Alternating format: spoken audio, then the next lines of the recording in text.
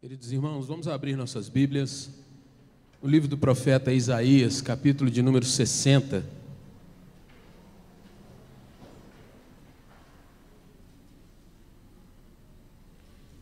Isaías, capítulo 60. Eu quero ler com você os versículos 21 e 22.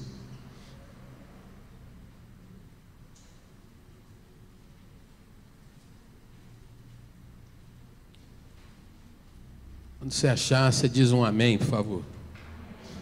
Então vamos ler todos juntos, a uma só voz, esses dois versículos. Isaías 60, 21 e 22. Leamos. Todos os do teu povo serão justos, para sempre herdarão a terra. Serão renovos por mim plantados, obra das minhas mãos, para que eu seja glorificado. O menor virá a ser 1000, e o mínimo uma nação forte. Eu, o Senhor, a seu tempo farei isso prontamente. Agora nós vamos ler mais uma vez, você vai ler para você, para a sua casa, para a sua vida, esse mesmo texto. Leamos. Todos os do teu povo, para sempre herdarão, serão renovos por mim plantados, obra das minhas mãos, para que eu seja glorificado. O menor virá a ser 1000, e o mínimo uma nação forte. Eu, o Senhor, a seu tempo farei isto prontamente. Nosso Deus, no nome santo de Jesus, que o Senhor se sirva, Pai, de trazer sobre nós a Tua palavra, o Teu querer, o Teu chamado nessa hora. Tem misericórdia de nós, ó Deus, no sentido de fazer com que o pregador seja usado por Ti, para que o Teu nome seja glorificado.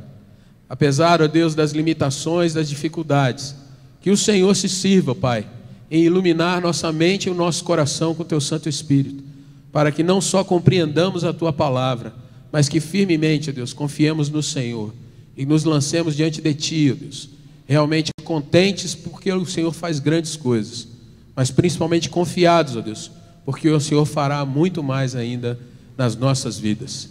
Em nome de Jesus é que oramos. Amém, Senhor. Queridos irmãos, diante desse novo tempo, o que nós temos visto é muita incerteza, muita situação de que você não sabe o que vai acontecer.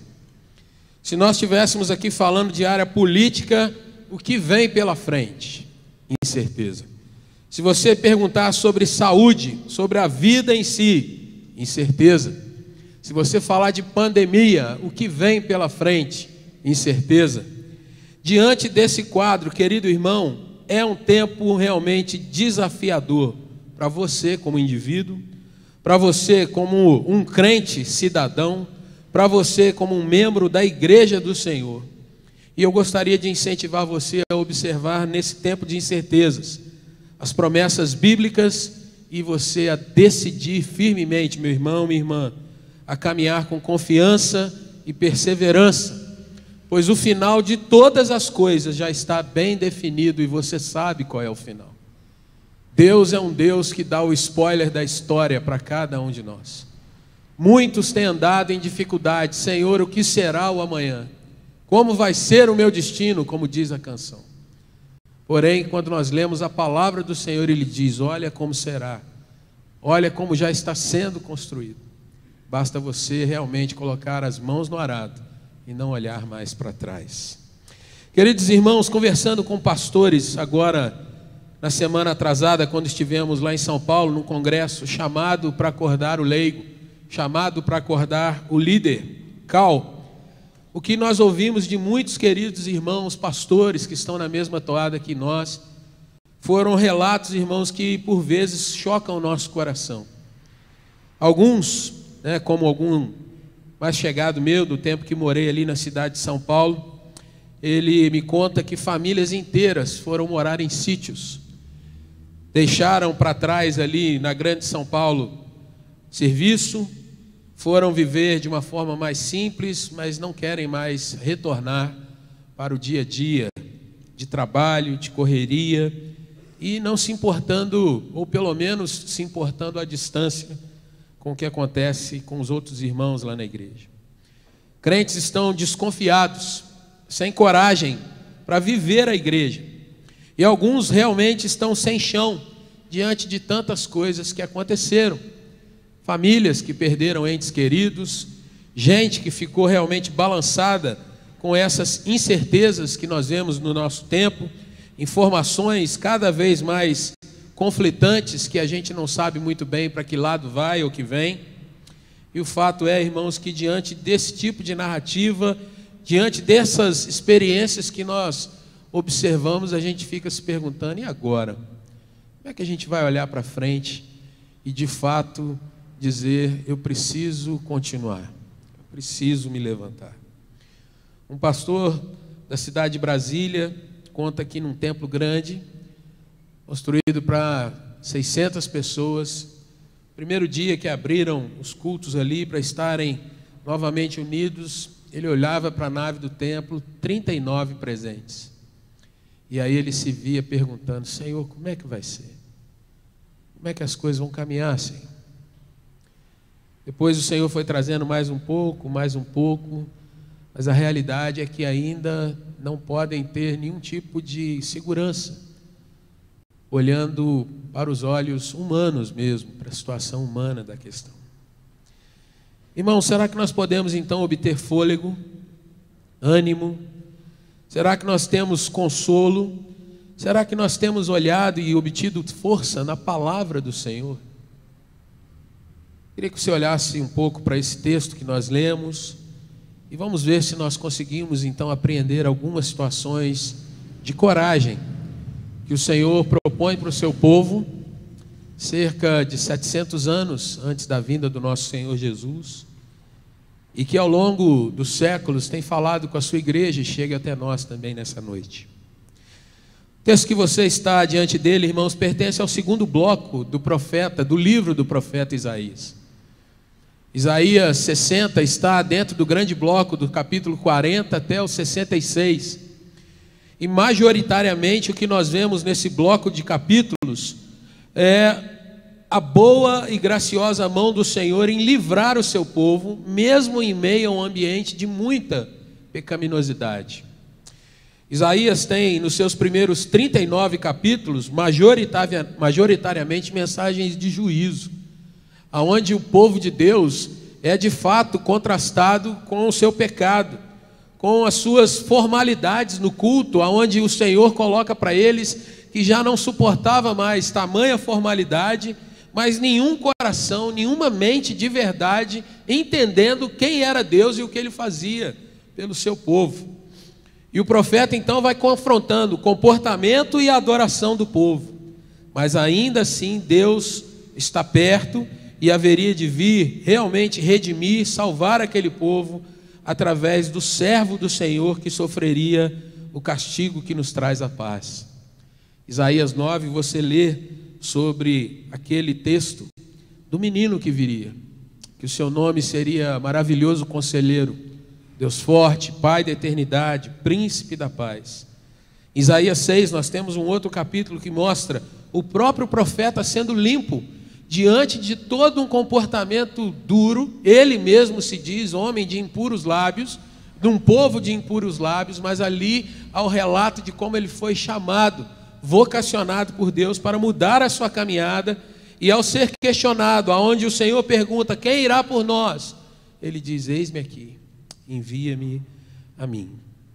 Mas nesse texto que nós estamos trabalhando então, irmãos, nós estamos vendo um grande bloco de redenção, aonde o Senhor promete que através do seu servo, e no livro de Isaías há 4 cânticos do servo, nos capítulos 42, 49, 53 e 61, alguns deles saltam à sua mente, só da gente citar algumas coisas aqui. Por exemplo, Isaías 53, quando você lê que não havia beleza no Senhor, nem formosura, mas o castigo que nos traz a paz estava sobre ele, pelas suas pisaduras nós fomos sarados. E o capítulo de número 61, logo após esse texto que nós lemos, aonde você vê lá em Lucas Jesus repetindo, lendo essa passagem, O Espírito do Senhor está sobre mim, me ungiu para pregar boas novas aos quebrantados, curar aqueles que estão com os corações já em pedaços, proclamar libertação àqueles que estão cativos e pôr em liberdade algemados, apregoando um ano aceitável, um ano que é agradável ao Senhor. Irmãos, diante dessas questões e desse contexto que nós vemos, a gente vai ver então, nesse texto do capítulo 60 de Isaías, uma dessas palavras de renovo, de reconciliação, de redenção, de graça, do Senhor chamando aquele povo, ainda que um povo que tenha se acostumado a viver realmente dando as costas para Deus, aquele povo que está sendo preparado nos dias de Isaías para vir a invasão dos babilônios, e ali aquele povo então seria cativo naquela terra por 70 anos. E Isaías, mesmo em meio a esses anúncios de que viria tempos difíceis, tempos maus, mas que eles olhassem para a mão do Senhor e tivessem confiança de que o Senhor os levaria, mas os traria de volta, e na figura de Cristo, muito tempo depois, de fato haveria a redenção completa, como chegamos nesse texto onde ele anuncia não apenas mudanças para toda aquela terra, como você vê aí do versículo 1 até o versículo de número 20, falando do local, do povo sendo colocado num local de bênção, onde as coisas iriam mudar muito fortemente. Mas esses dois versículos últimos, irmãos, eles falam diretamente sobre o que aconteceria com as pessoas, com os habitantes daquela terra que era amada pelo Senhor. Você precisa de coragem nessa noite, irmão, diante dos desafios, das suas perguntas. Será que nós podemos olhar nesse texto e ver algum tipo de encorajamento para as nossas vidas? Antes de entrar dentro do texto em si, eu gostaria de compartilhar com você que esse texto, principalmente o versículo de número 22, é um texto muito especial para um dos pastores que foram os nossos preletores no congresso que nós tivemos. E esse texto, esse versículo é o versículo que move a igreja da qual ele é pastor. Então hoje eu estou compartilhando com os irmãos uma mensagem que eu leio nesse texto, mas ao mesmo tempo eu estou trazendo para o meu coração um testemunho de um homem que realmente falou coisas grandiosas para nós. Não grandiosas no sentido de volume apenas e de situações que a gente vai se deparando e ficando até assombrado com as coisas que o Senhor fez e faz no meio desses irmãos na Coreia. Mas, irmãos, grandiosas no sentido de alguém que creu na palavra do Senhor e tomou a atitude de caminhar. E foi não apenas vendo, mas experimentando, vivenciando, saboreando a intervenção de Deus na sua caminhada. Coragem para pequenos começos é o que eu quero compartilhar nessa noite com você. E a primeira coragem, ou a primeira situação de coragem, irmãos, que eu vejo nesse texto, que está aí no versículo 21, é a coragem para nós entendermos, irmãos, que é derramada sobre todas as pessoas, todos do povo do Senhor de fato. Se você está com o seu texto aberto e olhando para ele, você vai ver no versículo 21, que essa é a palavra que o Senhor dá para aquele povo que é santificado, que é chamado, que é redimido, que é vocacionado para estar na presença dele. Todos, absolutamente todos desse povo, irmãos, serão encorajados, serão trabalhados pelo Senhor. E isso vai me remeter a um ponto doutrinário que nós vivenciamos, que é o sacerdócio universal dos crentes. E todo crente, então, de fato, é um sacerdote diante do Senhor. Pastor, o que isso significa e o que isso tem a ver com a minha vida? Tem a ver, querido irmão, que muitas vezes nós pensamos que o nosso trabalho dentro da igreja, ele é apenas moldado ou é trabalhado quando a gente olha para a figura da liderança, que a oração do pastor é que é a mais poderosa, que a vida do pastor é aquela que é o exemplo maior que a gente deve olhar e ir atrás, e muitas vezes nós pensamos que isso não é para nós, é para quem está lá na frente, mas para mim isso não chega. E eu queria te encorajar nessa noite, querido irmão, dizendo que, de fato, quando você está no Senhor, você, irmão, você, minha irmã, você é um sacerdote na presença do Senhor. E o que significa isso? Que o Senhor ouve a tua oração, que o Senhor, de fato, quer que você esteja na presença dEle, orando, clamando, se ajoelhando, colocando a sua família, de fato, sendo responsável, dia após dia, em interceder diante do Senhor pelos seus.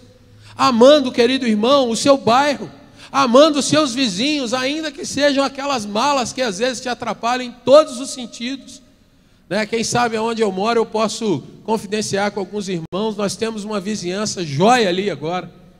Toda semana, de quinta a domingo, a partir das 8 da noite, o som come solto, e até às 3 da manhã você participa junto de uma festa que você não sabe quem está lá dentro, o que está acontecendo, mas o tum-tum-tum está lá direto, né?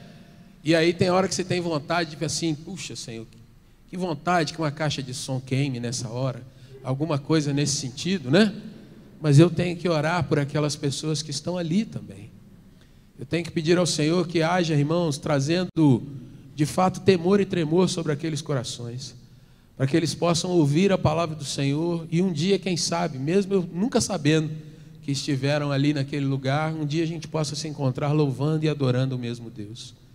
Mais ainda, queridos irmãos, se todos somos sacerdotes, eu e você podemos dizer juntos que o Senhor, ouvindo a nossa oração, Ele ouve pela nossa cidade. E assim nós podemos, devemos, irmãos, crendo que Deus age na nossa cidade, nós podemos orar por esse povo dessa nossa Juiz de Fora. Nós podemos orar, irmãos, pelas lideranças políticas, pelos policiais, pelos professores, pelas escolas. Nós podemos orar, irmãos, pelas lideranças de bairro. Nós podemos clamar e ter a convicção de que Deus nos ouve e coloca a sua mão sobre a nossa terra. Deus ouve e pode, de fato, irmãos, mudar a sorte do nosso povo, trazendo investimentos, trazendo empresas, trazendo emprego para a nossa juventude, trazendo escola para os nossos pequenos, uma escola que vai, de fato, não ter as ideologias, as vertentes que nós vemos nos nossos tempos, mas escola que vai ter gente que teme ao Senhor e que ali vão olhar com carinho para as nossas crianças. Será que nós já nos esquecemos disso, irmãos? Que como igreja nós somos o povo de Deus nessa terra. Será que nós hoje esperamos que outros façam isso? Não, isso não é mais para mim. Quem sabe é para aquela igreja que sobe e desce monte. Quem sabe é para aquele irmão ou para aquela irmã que é mais voltado para um ministério de oração. Mas eu queria dizer, irmãos, que o texto diz: todos os do seu povo serão justos. E Tiago diz que muito pode, em sua eficácia, a súplica de quem? Do justo. Quem são os justos, irmãos? Somos nós, povo do Senhor.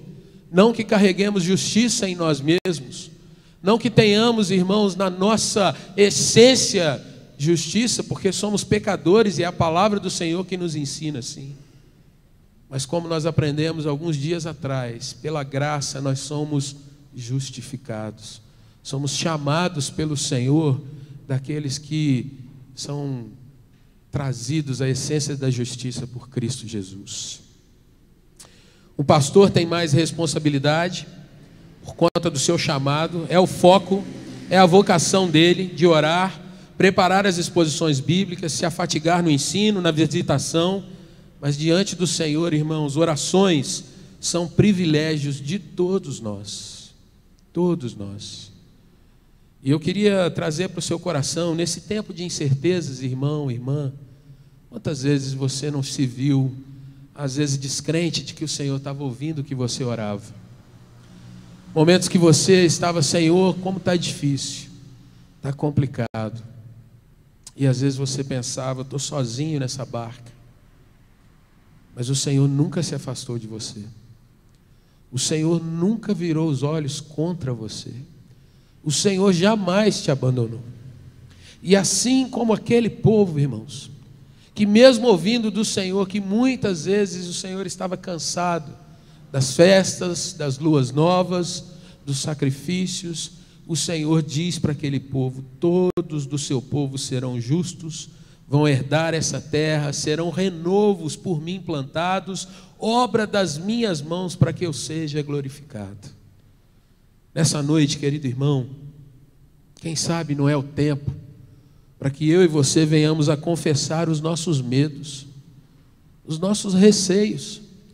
Quem sabe não seja o tempo, irmãos, para que nós de joelhos venhamos a clamar pela intervenção do Senhor e por coragem para ser dele em frente a esses dias que nós vivenciamos. Se você quer entender como é que isso se processa, pegue a sua Bíblia, olhe para comigo no capítulo de número 59, quando o profeta do Senhor começa a dizer para aquele povo, o povo dele, num dos capítulos que fala do que acontecia no coração daquele povo e o que o Senhor faz por eles. Capítulo 59, ele diz assim: a mão do Senhor, versículo 1, não está encolhida, para que não possa salvar, nem surdo o seu ouvido para não poder ouvir. Mas as vossas iniquidades fazem separação entre vós e o vosso Deus. Os vossos pecados encobrem o seu rosto de vós, para que não ouça. Querido irmão, olha o versículo de número 4, quando o profeta diz assim: ninguém há que clame por justiça. Sabe, irmãos, nos nossos dias, será que nós oramos por justiça? Será que nós choramos diante de Deus pelo nosso povo? E dizemos: Deus, tem misericórdia dessa nossa nação. Tem misericórdia desse povo, Senhor, que parece que está cego, só preocupa em brigar um com o outro. E não olha, porque se nós não nos unirmos, o que vem é o mal mesmo. Não tem outro caminho a não ser nós olharmos juntos, aprendermos a ser mais apaziguadores do que guerreiros, que beligerantes. Ele começa, irmãos, a descrever coisas duras no meio daquele povo. Versículo 5, chocam ovos de serpentes, tecem teias de aranha.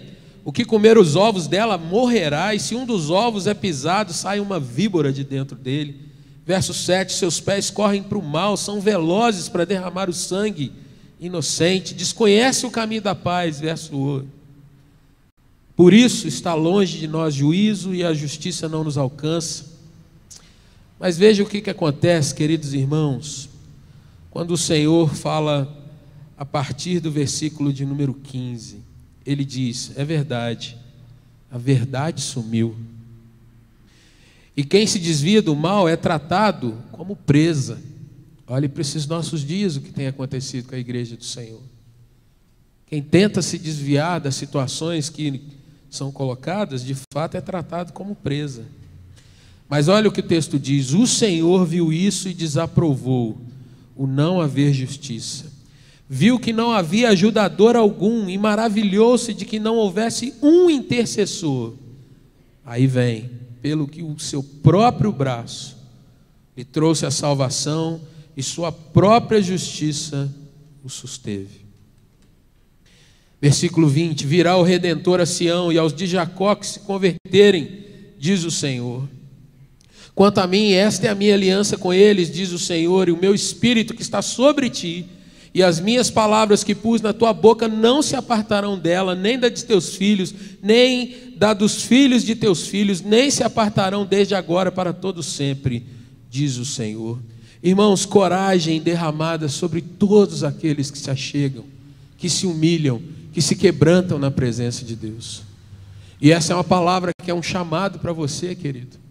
É um chamado para você, querido. Se lance aos pés do Senhor, que Ele pode realmente trabalhar no desânimo, na falta de fé, em ver tanta coisa difícil e pensar: Senhor, para onde nós vamos?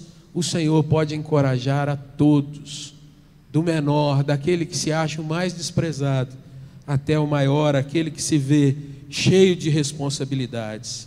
Esse é o tempo, queridos irmãos, de cada pai, cada mãe, ao ver as loucuras que estão colocando diante dos seus filhos, poder se levantar e dizer: aqui não, na minha casa não, o Senhor é comigo e Ele me encoraja, e eu não vou aceitar esse tempo mais. Nós vamos orar juntos, eu e a minha casa, e vamos clamar ao Senhor, para que de fato o meu lar seja protegido e livrado nesse tempo. Queridos irmãos, mas há mais uma questão de coragem no texto que nós vemos. E agora nós vamos andar um pouco mais estreitos, porque aqui agora a coragem para estar na agenda de Deus. Todo crente está na agenda de Deus. texto diz assim: por mim, obra das minhas mãos, eu farei isso. Irmãos, por que é necessário esse tipo de coragem? Por que é preciso coragem para de fato se ver na agenda do Senhor? Porque, irmãos, quando nós pensamos no que tem acontecido nesses nossos dias, nós precisamos ter um entendimento de que tudo o que acontece está no plano, no propósito, na vontade do nosso Deus. Nos nossos dias, irmãos, nós somos muitas vezes levados pela emoção, pelo susto, por algumas situações, a pensar que o Senhor não tem controle do que está acontecendo. Nós pensamos nessa pandemia como obra do acaso. Nós pensamos nessa pandemia como obra de um povo. Nós pensamos nessa pandemia como obra de um cientista louco, de alguém que quis o mal para a terra. Mas nós não vemos, irmãos, que sobre todas as coisas está a mão do Senhor. E que Ele está dirigindo sim, mesmo num tempo de luta, de dor, mesmo num tempo de contrariedade, Deus está no controle de toda essa situação. Se você quer entender isso um pouco mais, abra sua Bíblia em Isaías 45, 7. E você vai ver ali que o Senhor, contrariamente ao que diz o nosso coração, que muitas vezes é tão romântico, é tão cheio desse amor que o mundo vende, nós não percebemos que muitas vezes, irmãos, o Senhor está nos dizendo: eu cuido, eu formo, eu faço todas as coisas. E é isso que esse texto está dizendo, se você está com a Bíblia aberta aí. Salmo 29, 10, o Senhor preside os tempestades, dilúvios, trovões. Isaías 40, de 12 até 31, um texto lindíssimo, que mostra que o Senhor coloca príncipes e derruba príncipes. E naquele texto, irmãos, há uma expressão que humilha qualquer cidadão, que diz assim: o Senhor considera todas as nações como um pingo que cai de um balde. O texto diz: o Senhor as considera como nada, como menos que um vácuo. E para quem muitas vezes, irmãos, pensa num Senhor que apenas é aquele velhinho bonzinho, de cabelos brancos, como você tem nas suas lembranças de contos de Natal, nós não percebemos que o Senhor não divide sua glória com ninguém. E num tempo, irmãos, onde a humanidade está fazendo tanto mal a si própria, à própria criação, a humanidade cada vez mais rebelde, se voltando as costas para o Senhor, muitas vezes o Senhor anuncia com grandes alto-falantes que de fato é preciso se voltar e pensar de fato qual que é o sentido da vida. Qual é o sentido da vida? Queridos irmãos, estar na agenda de Deus é diferente de trazer o Senhor para a nossa agenda. Quantas vezes nós oramos dizendo: Senhor, me abençoa nisso aqui. O meu sonho é casar com esse rapaz. Ele é, de fato, Senhor Deus, tudo o que eu sonhei para mim. Olhos lindos, gente inteligente, passou em primeiro lugar na faculdade, na escola mais difícil. Senhor, o meu futuro com ele já está desenhado. Essa é a minha agenda, Senhor, e o Senhor tem que me abençoar. Quantas vezes nós oramos, irmãos, dizendo: Senhor, se o Senhor apenas curar o meu filho, eu vou te servir de uma maneira que eu nunca te servi antes. Quantas vezes dizemos, irmãos: se o Senhor me der esse emprego, de fato eu vou ser alguém que contribui para a obra do Senhor. Essas são palavras da nossa agenda, do nosso querer, do nosso compromisso. E quando nós falamos, irmãos, que é necessário coragem para estar na agenda de Deus, você precisa entender que estar na agenda do Senhor é oferecer a si próprio em obediência. É aprender a orar como o Senhor Jesus orou: seja feita a tua vontade, na terra como é feita nos céus. Senhor, que não seja como eu queira, mas como o Senhor requer de mim. Coragem, irmãos, para estar na agenda de Deus é de fato você entender que o seu coração tem todo tipo de anseio, seu coração tem todo tipo de paixão. Até aí, nada de mal, porque de fato é o coração, são as suas emoções, são os seus quereres, tudo bem.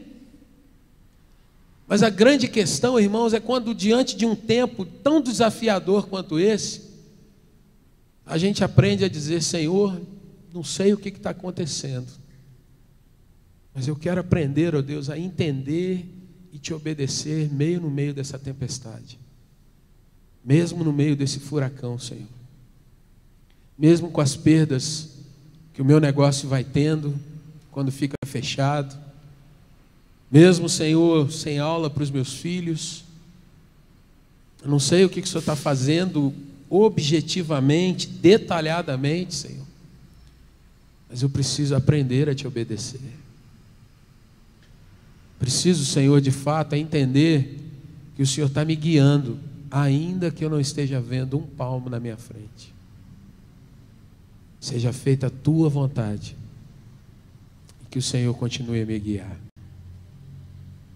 Esse tipo de coragem, irmãos, você vai ver lá no livro de Atos, no capítulo 4, versículos 19 e 20, quando os religiosos daqueles dias, homens do Sinédrio, ameaçando os crentes, ameaçando ali os discípulos do Senhor, Pedro e João, dizendo para eles: olha, não falem no nome de Jesus, ou vocês vão levar realmente um castigo assombroso.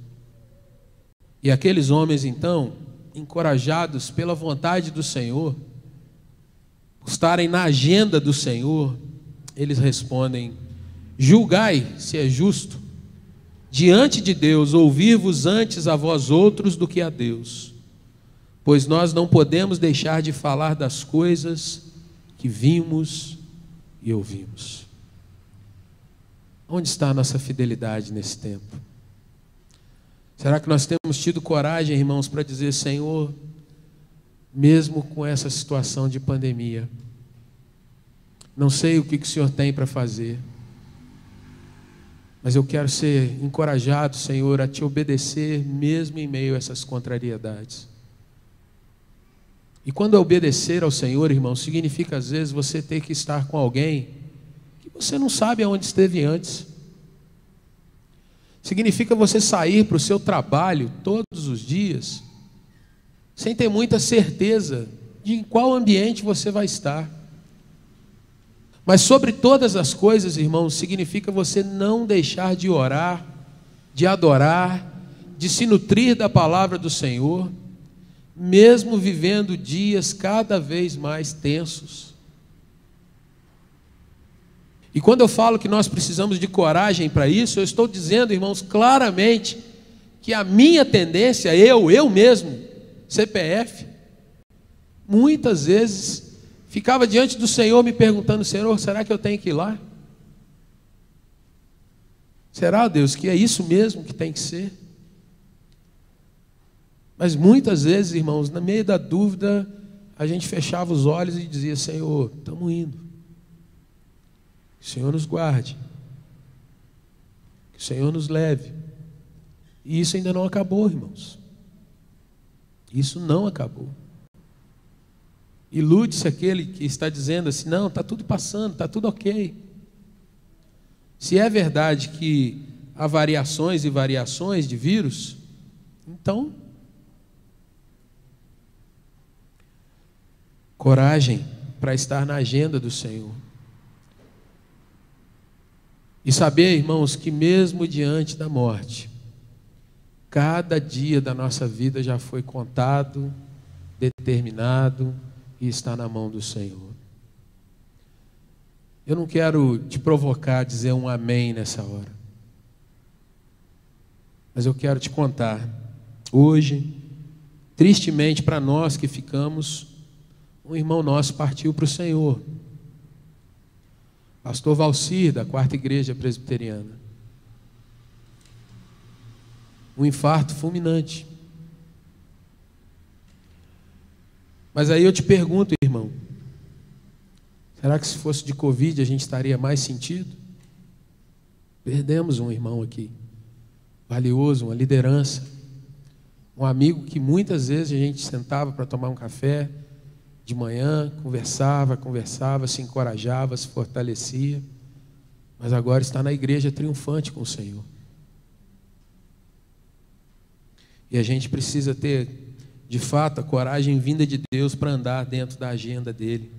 Saber que nessas horas não há o que se fazer a não ser curvarmos e dizer: Senhor, me ajuda a perseverar, me ajuda a caminhar. Olhe para o seu texto mais uma vez, querido, porque há uma terceira coragem que ele nos mostra agora. Versículo 22, quando ele diz assim: o menor virá a ser 1000 e o mínimo uma nação forte.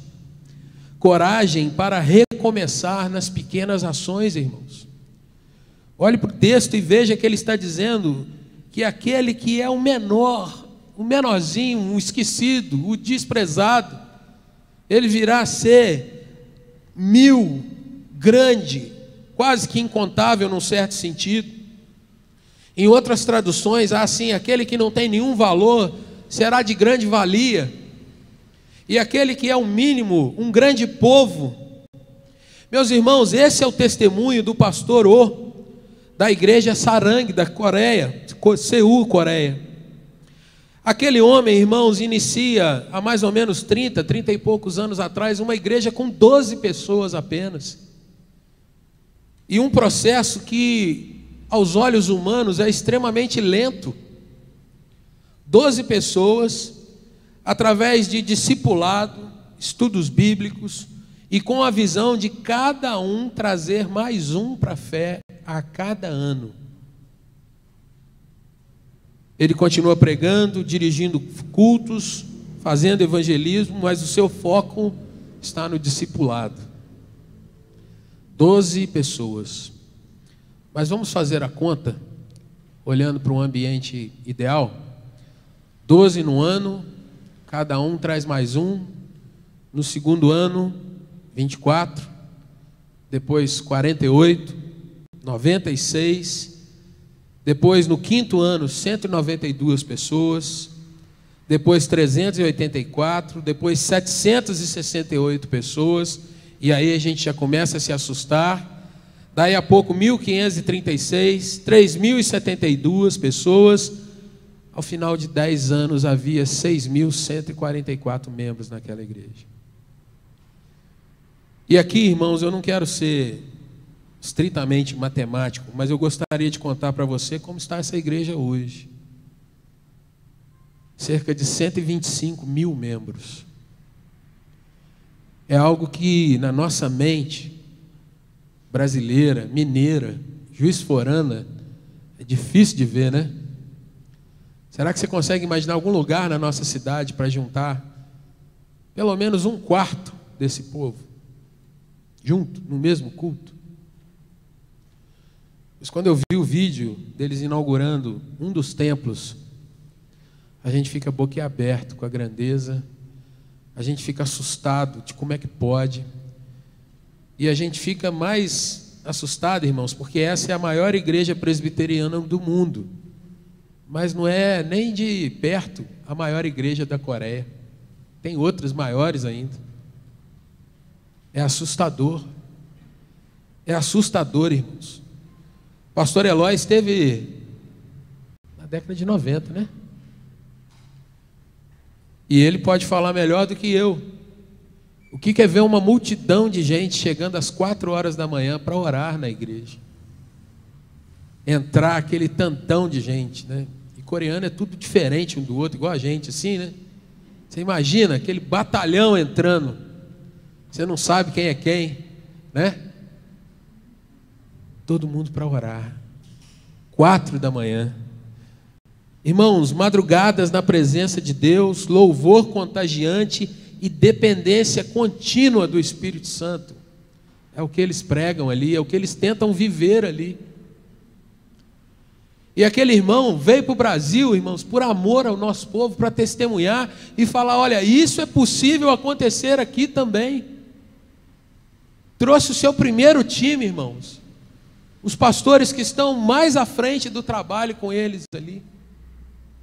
Cada um deles falando da sua área, um falando de como é de fato o tratado do discipulado, base bíblica, aquela questão. Trouxe um pastor que lida só com os jovens, né, até com vestes bem joviais assim, falando só especificamente de como é esse trabalho de discipulado para a juventude. Aquele homem, irmãos, hoje com 65 anos, ele pediu um determinado momento para que o ar-condicionado fosse colocado numa temperatura mais amena, porque ele sentiu frio dentro da igreja, mas naquela idade ele não mediu forças para atravessar o mundo, 27 horas dentro do avião para estar conosco, de um dia para o outro para pregar. E a gente fica pensando assim, como pode? Aquele homem hoje, irmãos, está detido dentro de um hotel, porque não pode entrar ainda por conta das exigências sanitárias. Aquela igreja que eu falo que tem tanta gente, irmãos, hoje ela está possibilitada de reunir apenas 10% das pessoas num templo. 10%. E num templo que cabe 25 mil pessoas. 10% é o máximo que pode ter ali. O que eles fazem, irmãos? Multiplica-se os horários de reuniões, multiplica-se o número de gente, um para atender o outro, mas eles não podem parar. Eles veem que não há outra situação. Tudo que se coloca para levantar, para impedir a obra do Senhor, eles dizem, ainda assim nós vamos perseverar, ainda assim, mesmo num pequeno começo, novamente nós vamos à frente. Irmãos, olhe para nós agora. Muitos de nós, irmãos, estão amedrontados, estamos de fato vivendo um tempo de incertezas, mas eu queria te dizer, querido irmão, que se o Senhor se agradar de nós, nós vamos entrar numa terra que de fato mana leite e mel, como a palavra diz em Números 14. Se o Senhor se agradar da sua vida, querido irmão, você será um pregador dentro da sua casa e verá seus familiares se convertendo. Você, querido irmão e irmã, será um trabalhador do Senhor lá dentro do seu trabalho. Não despreze, seja encorajado em nome de Jesus, diante desse tempo a se levantar e falar, Senhor, usa-me a mim. A tua palavra diz, Senhor, um menor, e talvez eu seja o menor. O menor virá a ser 1000. O mínimo, talvez seja eu o mínimo. Talvez seja eu, Senhor, aquele que não sabe falar, não sabe expor um texto do Evangelho. Talvez, Senhor, seja eu, aquele que não tem tantos versículos assim na minha mente. Mas talvez, Senhor, eu saiba dizer para as pessoas o que Jesus tem feito na minha vida. O que Jesus tem feito dentro do meu coração. Talvez eu possa dizer para as pessoas que mesmo num tempo em que há cheiro de morte para todo lado, Jesus é a vida e a vida eterna. Mas talvez eu precise, Senhor, de crer nisso novamente. Sopra em mim essa coragem, Pai. Sopra em mim, Senhor. De fato, a fé que uma vez foi dada aos santos. Há um último ponto que eu gostaria de trabalhar com você, querido irmão. Se você está com o seu texto aberto, você precisa entender, como diz o versículo de número 22, o final do versículo 22, ele diz, eu, o Senhor, a seu tempo farei isso prontamente. Queridos irmãos, nós precisamos de coragem para confiar no Senhor. Ser encorajados para dizer, Senhor, a minha vida não me pertence. A minha vida pertence ao Senhor. Você canta isso há mais de 30 anos. A minha vida eu entrego nas tuas mãos, meu Senhor, para te exaltar com todo o meu amor. Eu te louvarei conforme a tua justiça e cantarei louvores, pois tu és Altíssimo. Muitas vezes, irmãos, nós nos agarramos na emoção da canção. Celebrarei a ti, ó Deus, com o meu viver, cantarei e contarei a tua glória. Mas nem sempre a gente se lembra dessa frase, a minha vida eu entrego. Queridos irmãos, se nós cremos que o Senhor controla todas as coisas, nós precisamos então buscar do Senhor a coragem para nos humilharmos. para termos uma vida de oração, irmãos, que vai dizer: Senhor, não é no meu braço, mas é no teu. Para não desanimarmos, irmãos, diante dessas barreiras que estão se levantando todos os dias e cada vez mais. Irmãos, nós precisamos de coragem para lembrar daqueles textos como ele faz forte ao que está cansado, Isaías 40, 29. Nós precisamos, irmãos, de fato ver que o Senhor nos convida a buscar as armas e a proteção diante dos opositores que se levantam, Efésios 6, de 10 a 18. Quando ali o Senhor diz: olha, a sua luta não é contra o sangue, nem contra a carne, mas se lembra que de fato existem e estão aí os principados e potestades, nesse mundo que Paulo diz que é tenebroso. Mas quantos de nós, irmãos, não olhamos para o mundo espiritual nesses nossos dias? Nós pensamos apenas em ciência, em notícia, no último jornal, mas não pensamos que no mundo espiritual as coisas estão acontecendo. Nós não olhamos mais, irmãos, para um Deus que é transcendente. Nós não pensamos, irmãos, às vezes nas pessoas que se foram, se elas estão agora diante de Deus ou muito distantes de Deus. E o pior, irmãos, às vezes não pensamos no nosso coração, se estamos diante desse Senhor ou não. É preciso coragem, querido irmão, para remar contra a corrente, remar contra a maré, contra o tempo, contra o sistema, como Romanos nos ensina. Não tomem a forma, não se conformem com este século, não se deixem moldar pelos costumes desse tempo, não se deixem levar por um discurso que exclui Deus. Eu sou um acompanhante, irmãos, de jogos de futebol. E de um tempo para cá, o que a gente vê são narradores que, no meio de um negócio que deveria ser entretenimento, diversão, meu time contra o seu, e a gente ri um pouco depois disso, seja quem for que ganhe, mas isso tem se tornado um tempo em que as pessoas têm colocado assim: graças à ciência as coisas estão mudando, e graças à ciência, irmãos, louvado seja Deus pela ciência, mas perceba que nesse discurso você vai excluindo a figura do Senhor cada vez mais, até o ponto que você não se lembra mais de que Deus está ali, como esse povo havia se esquecido de Deus.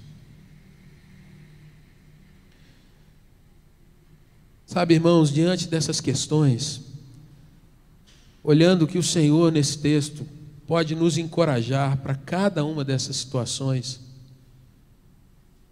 diante da sensação e da percepção, irmãos, de que o Senhor ouve a sua oração tanto quanto ouve a minha, a gente precisa então se perguntar se de fato eu e você temos orado. Se Ele ouve, se eu e você lembramos daquele versículo que todos nós somos raça eleita, sacerdócio real, nação santa, povo de propriedade exclusiva de Deus, para anunciarmos nesse tempo as maravilhas do Senhor, o que tem acontecido conosco? Se nós somos encorajados, irmãos, diante desse tempo, a pensar que nós estamos dentro da agenda de Deus, que Ele controla todos os meus dias nas suas mãos, por que tantas vezes eu tenho andado desesperado, tenho andado amedrontado? Não que isso seja um problema em si, porque medo todos temos, mas a questão é quando a gente começa a avançar dizendo: Senhor, o meu medo também vai ficar nas tuas mãos. Se diante desse tempo, irmãos, a palavra nos encoraja para nós não termos nenhum receio das pequenas ações, de estar junto com um parente, às vezes um só, que a gente pensa, mas é tão pouco, mas dali o Senhor pode fazer vir 1000, dali o Senhor pode fazer vir grande nação. Por que nesse tempo talvez a gente tenha parado de compartilhar o amor de Jesus com um vizinho, com um tio, com um primo? Será que a gente ainda ora pelos nossos familiares para que eles conheçam o Senhor? Ou a gente tem orado apenas para que eles sejam livrados de pegar um vírus? Nesse tempo, queridos irmãos, quando o profeta diz que o menor virá a ser 1000 e o mínimo uma nação forte, ele vai mostrando que Deus tem prazer de fazer o povo congregar, se ajuntar. De o Senhor faz um grupo. De 12, uma igreja foi formada. Uma igreja hoje, na atualidade, na Coreia, mas uma igreja há 2000 anos em Jerusalém. De 12, o Senhor que se fez servo, que não olhou em nenhum momento para a humilhação que ele iria sofrer, para o desprezo que ele iria passar das pessoas, para as vezes em que ele foi desprezado, foi humilhado, para aquele momento mais íngreme, onde ele foi chicoteado com azorrague, quando ele foi realmente dilacerado, pisado. Ele não olhou para nada disso, para que eu e você pudéssemos estar juntos nessa noite. Eu fico te perguntando, quando você se lembra da questão de que você foi batizado no corpo de Cristo, há um só rebanho, um só pastor, um só corpo. Onde nós temos estado, irmãos? E aí a gente vai concluindo que é dentro da igreja que nós somos edificados. É dentro da igreja, vivendo, às vezes na dor, às vezes no esforço, às vezes rindo, às vezes chorando, às vezes com um irmão que de fato é tenso a gente conviver, mas que o Senhor nos coloca juntos para que de fato nos edifiquemos mutuamente.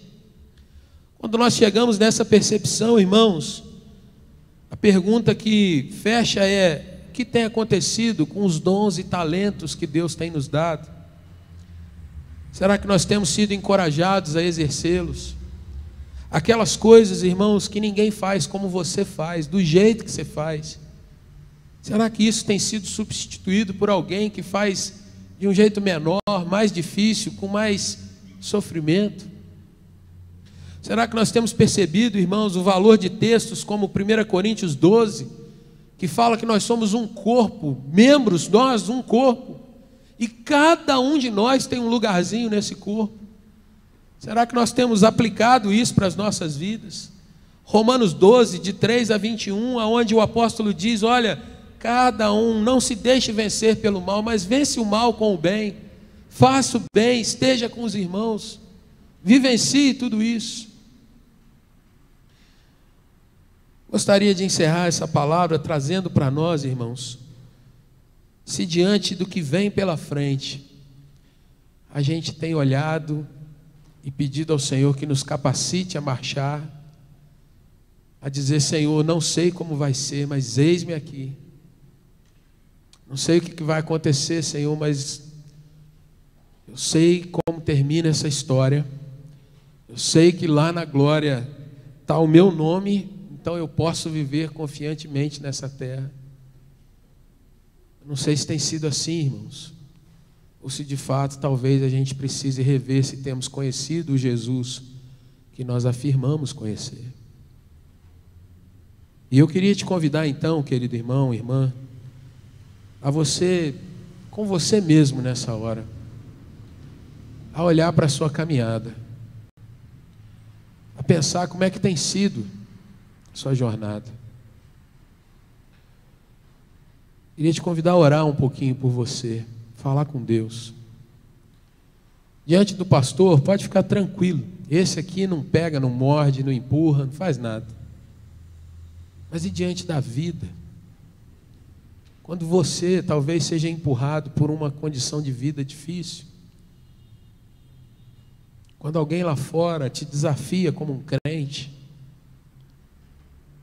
Ou quando há algo dentro da família que realmente dilacera seu coração, como é que tem sido?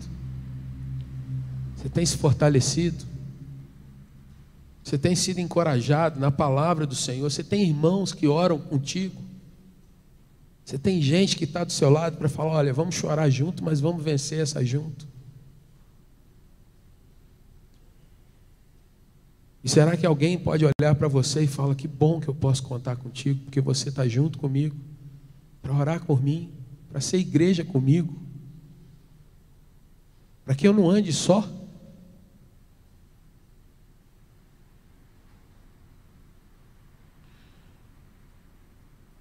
Queria que você falasse um pouco com o Senhor.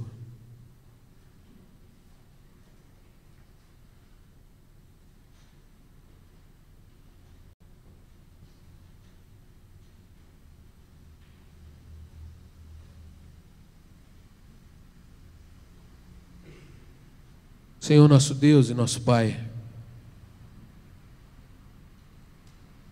quando nós olhamos para o passado, Senhor,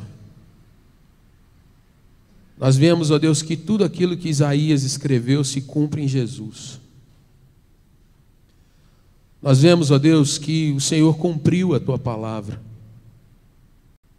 E o Teu servo, nosso Salvador, nosso Deus, o Senhor Jesus, segunda pessoa da Trindade, Ele veio, tomou nossas dores, morreu a nossa morte, ressuscitou dos mortos. Pai, aquele povo que ouviu a mensagem de Isaías, eles tinham que olhar para o futuro e na esperança, no aguardo, eles criam, outros não criam, mas o Senhor, ó Deus, olhou para aqueles que se achegaram a Ti, se entregaram, e o Senhor salvou a muitos, Pai. O Senhor amou e o Senhor perdoou.